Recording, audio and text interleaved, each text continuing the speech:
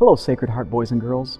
I'm Dr. Nick, the director of the Religious Education program here at Sacred Heart, and I want to talk to you today about confession. You're about to undergo a beautiful sacrament, a sacrament initiated by Christ himself as the ordinary means for forgiveness of mortal sin, and I want to walk you through exactly how to do this. There are 8 parts to making a good confession, and we'll go over each of them individually.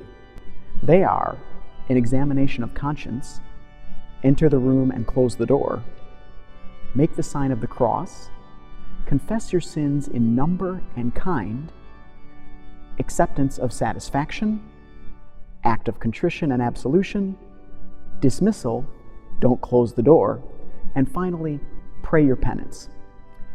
Let's start with the examination of conscience. This is when you think about your sins and prepare what it is you plan to say to the priest. This happens before your actual confession. You wouldn't go into a basketball game without having attended practice or give a presentation at school without preparing, so why would you go to confession without a plan? You can either make your examination in church before confession or at home in your room. You can even write down your sins, bring this paper to confession, and read it so that you don't have to worry about forgetting anything. There are many pamphlets and booklets designed to help you make a good examination of conscience, and the following questions are specifically designed with young children in mind. Ask yourself, did I disobey my parents? Did I talk back to my parents? Did I fail to do what my parents asked me to do the moment they asked it without any hesitation? Did I complain that a parent or authority was being mean, either out loud or in my heart? Did I want a book or a toy only because a sibling or another child was using it? Have I been a good example to my younger siblings? Did I complain that I'm bored? Did I complain that it's not fair? Did I interrupt anyone or speak out of turn? Did I lie? Did I cheat? Did I complain about having to go to Mass? Did I purposefully think about other things during Mass? Did I pray every day? Did I potty talk? Did I think bad thoughts about other people? Did I badger my parents by asking, "Can we go now?" especially when they were talking with another adult? Did I defend my bad actions by claiming that she started it? Have I complained that I hate something? If you answered yes to any one of these questions, you need to bring this to confession. You'll also need to tell the priest how many times you've committed a certain sin. For example, you might say that you talked back to your parents twice, or that you forgot to pray 5 days. Sometimes you don't have an exact number, but you know that this is something you do regularly, and you should tell the priest that. For example, you could say, "I fight with my little sister almost every day," or "I have a habit of complaining that I'm bored." Once you've made a good examination of conscience, it's time to get in line and go to confession. When it's your turn, enter the confessional and close the door. Wait, maybe you didn't hear me. I said, close the door. If you forget to close the door, other people waiting for confession might think that the priest is available, and that could lead to some pretty embarrassing moments for both of you as well as the priest.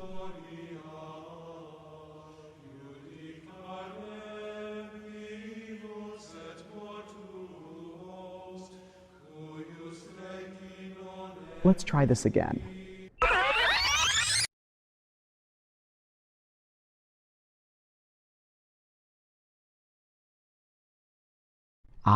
Much better. After you close the door, you can choose to either kneel behind the screen so that the priest can't see you, or sit in the chair and see him face to face. Either one is acceptable, and it's completely your choice. The priest might greet you by saying hello, and you should respond to him by also saying hello. Now the actual confession can begin. Start by making the sign of the cross in the name of the Father, and of the Son, and of the Holy Spirit. Amen.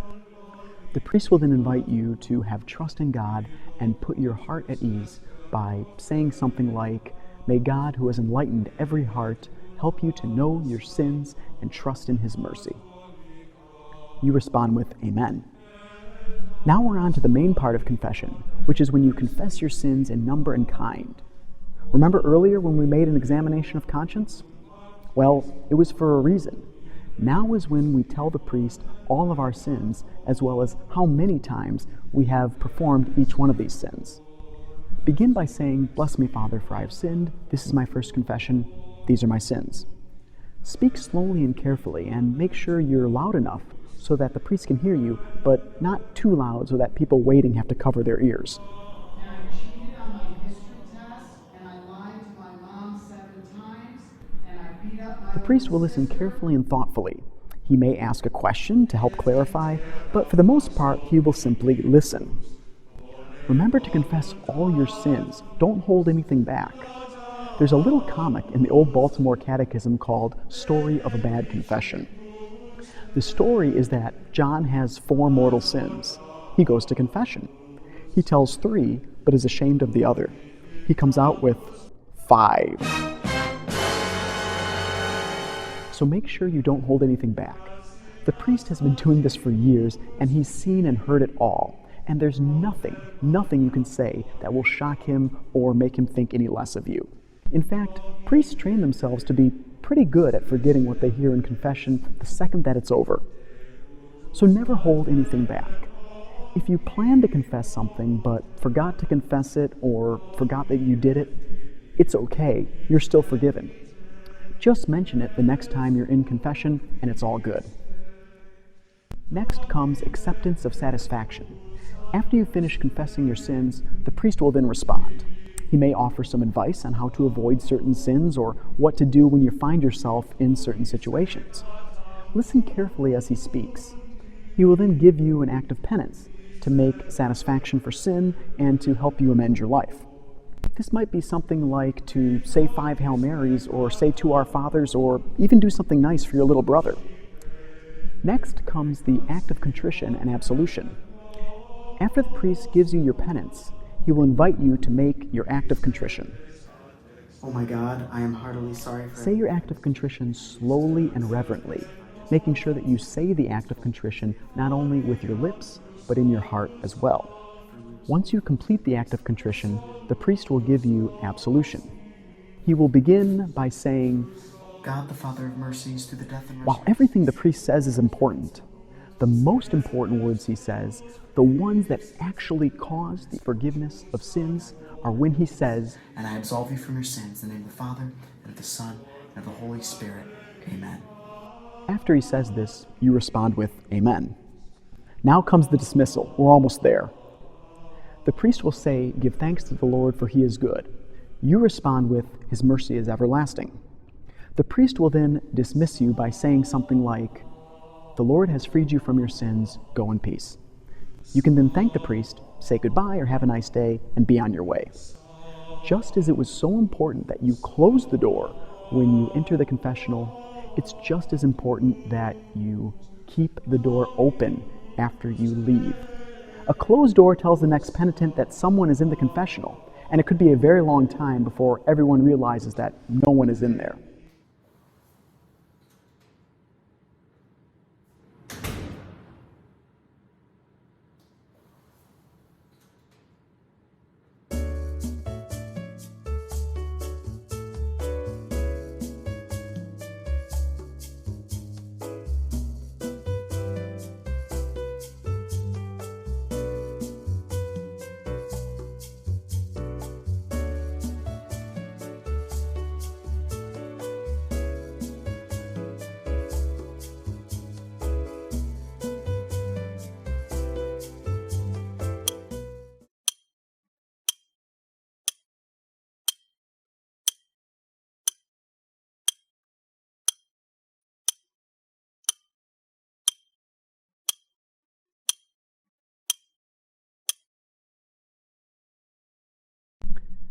Now it's time to pray your penance. It's a good idea to do this as soon as possible, preferably immediately after you exit the confessional. Go directly from the confessional into the church. Kneel down, complete your penance, say your prayers, and be on your way. And that's it. You've made your first confession, and your sins are forgiven. Now, let's see how this looks when we put it all together.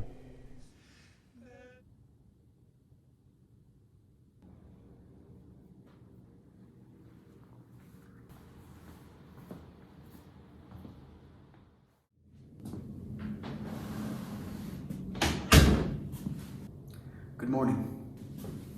Good morning, Father. In the Father, and the Son, and the Holy Spirit. Amen. May God, who has enlightened every heart, help you to know your sins and trust in his mercy. Amen. Bless me, Father, for I have sinned. This is my first confession. These are my sins. I have not loved God with my whole heart, mind, soul, and strength. I have a habit of being disobedient to my parents. I'll often talk back when they ask me to do something and question why they're asking me to do it without simply accepting their authority. I regularly fight with my little brother. I call him names, and I often do things just because I know that they annoy him. Twice last week, I gossiped about someone at school. I've engaged in conversation where I make fun of my teacher. I sometimes forget to say prayers at morning and at night, and I laugh at potty humor and have made several jokes of this kind myself. I often complain that I'm bored rather than accepting the moment that God has put me in. I'll often interrupt my parents, and I have a habit of being impatient. These and any other sins I'm forgetting or are unaware of, I'm truly sorry and ask God for forgiveness. Okay, well, praise God for a most beautiful and thoughtful confession. In these times of temptation, when you're feeling frustrated or bored or angry or impatient, I would ask you to call to mind our Lord during his passion. He was humiliated and scorned and battered and bruised and mocked and spit on, and not once during this humiliation did he ever get angry or impatient. In fact, he even prayed for his persecutors. And so I ask that next time you're feeling these feelings, think about the fact that you are imitating Christ and that you're right there with him as he's undergoing these sufferings, and that you can take your sufferings and these feelings and give them to Christ by offering them up out of love for him, okay? Yes, Father. Okay. For your penance, I'll ask you to say 3 Hail Marys. Now please make your act of contrition. Oh my God, I am heartily sorry for having offended thee, and I detest all my sins because of thy just punishment, but most of all because they offend thee, my God, who are all good and worthy of all my love. I firmly resolve, with the help of thy grace, to sin no more and to avoid the near occasion of sin. Amen. God, the Father of mercies, through the death and resurrection of his Son, has reconciled the world to himself and sent the Holy Spirit among us for the forgiveness of sins. Through the ministry of the Church, may God give you pardon and peace, and I absolve you from your sins. In the name of the Father, and of the Son, and of the Holy Spirit. Amen. Amen. Give thanks to the Lord, for he is good. His mercy is everlasting. The Lord has freed you from your sins. Go in peace, and have a wonderful day. Thank you. You too, Father.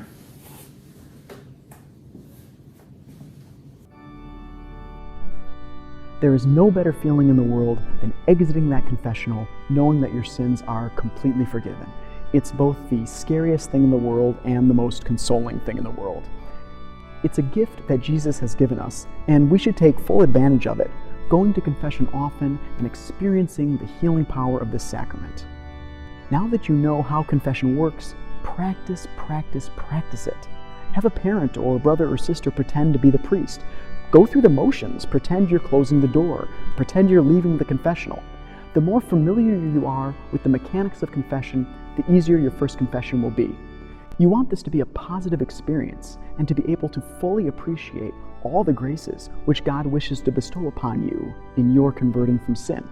As the Catechism of the Catholic Church states, it is only by the road of conversion that we can enter the kingdom of God. The forgiven penitent is reconciled with himself in his innermost being, where he regains his innermost truth. He's reconciled with his brethren, whom he has in some way offended or wounded. He's reconciled with the Church. He's reconciled with all creation. In converting to Christ through penance and faith, the sinner passes from death to life. I hope your first confession is a truly life-altering experience for you. God love you.